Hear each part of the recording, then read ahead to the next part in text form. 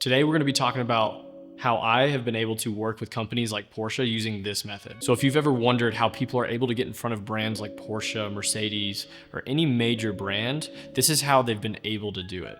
And it's through something we call spec ads. Spec ads are basically as if you've been hired by a company in order to create content for them.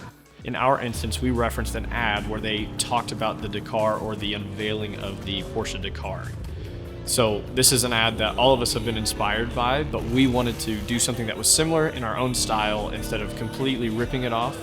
So Alex Knight did all the pre-production. He came prepared, he got all of us involved, all the people he thought had a specific skill set that would help him accomplish his ad. The reason why I was invited is because of the hard mount shots that I typically will do.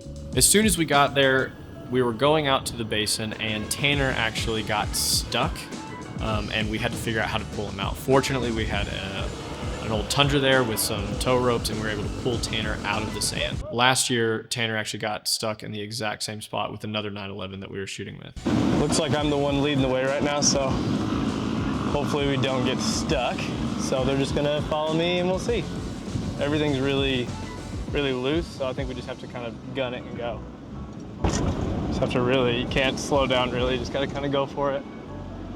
The whole purpose was we were going to go there in the beginning when the light wasn't great, and we were going to shoot inside the vehicle, so that way it didn't matter if we were at sunset.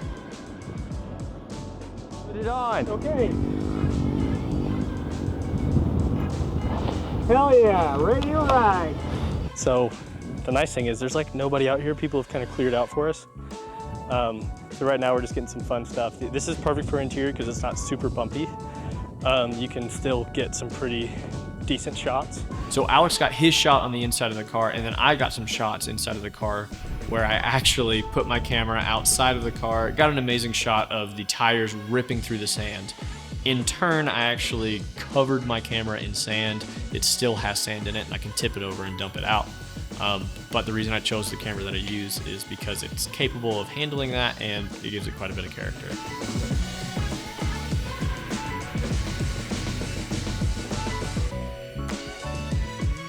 So Luke is our drone pilot. So he is actually running a DJI Inspire 3. He told us at the shot that he wanted would have the car, the mountains, and then the sun behind us. So the issue that we were having is that we're right here, but we have the mountains over here, and then the sun is right here.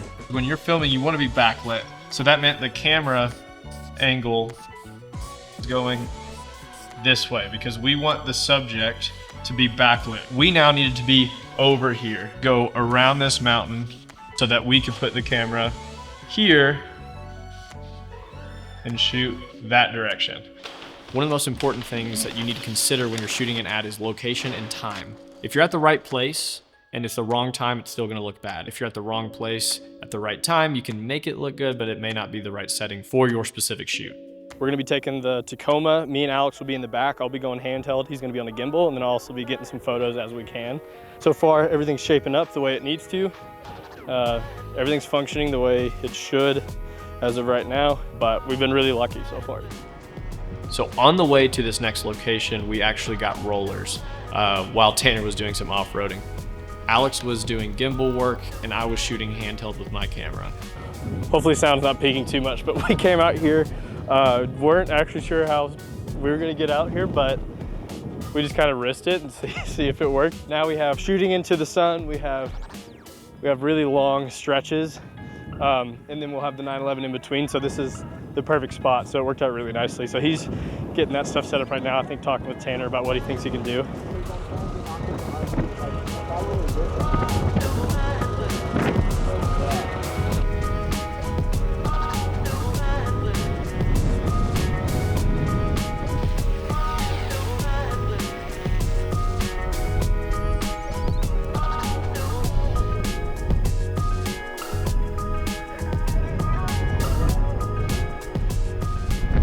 We've pretty much checked everything off my list already.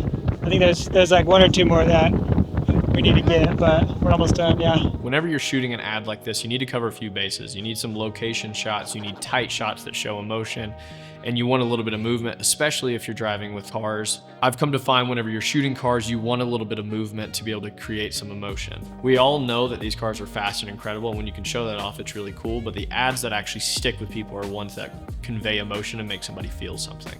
There are parts where, you know, it just dips slightly, and if you hit those at past 30, you're gonna like slam the face.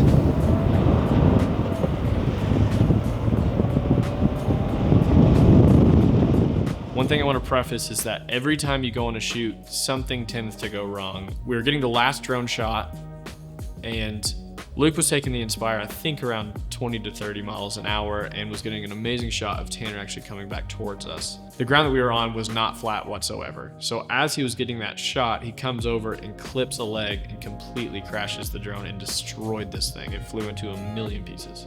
So every single one of us, this is the worst thing you could ever imagine. Whenever you're shooting with a drone, it's the biggest fear is that you're gonna break some equipment, and that's exactly what happened.